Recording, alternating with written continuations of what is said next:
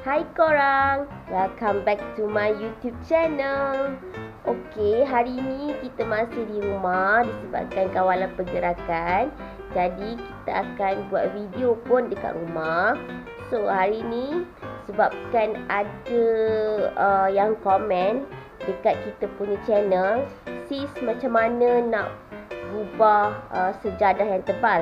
So hari ini kita akan buat gubahan sejadah yang tebal.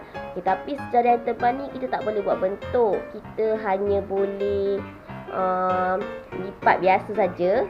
Okey, jadi kita akan tunjuk tutorial dekat anda semua untuk bagaimana kita nak lipat sejadah yang tebal untuk dijadikan hantaran kahwin. Jadi, jom kita mulakan sekarang. Okey korang, inilah sejadah yang tebal tu yang kita akan buat gubah. Okey. Jadi mula-mula sekali, okey, kita akan terbalikkan kita punya sejadah macam ni. Okey. Selepas tu kita akan lipat macam ni. Dan kita akan gulungkan.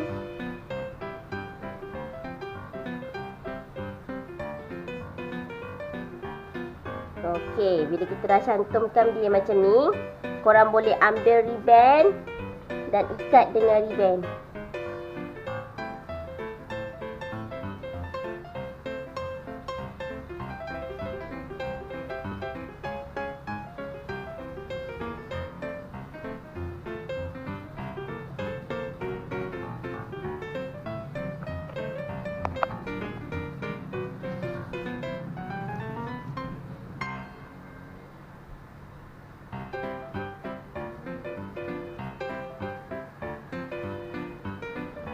Okay, nampak kan?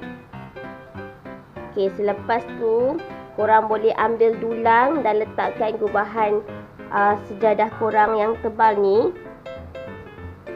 di atas dulang.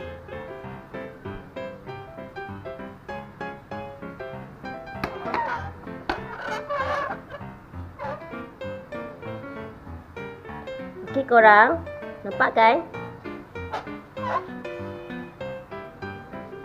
Okey korang boleh tegakkan juga korang punya sejadah tu, letakkan di atas dulang macam ni.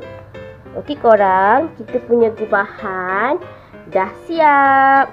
Okey, selamat mencuba korang. Dan ingat, jangan lupa klik button subscribe dan klik button like. Okey, jangan lupa join kontes giveaway kami. Dan jangan lupa stay at your home. Bye.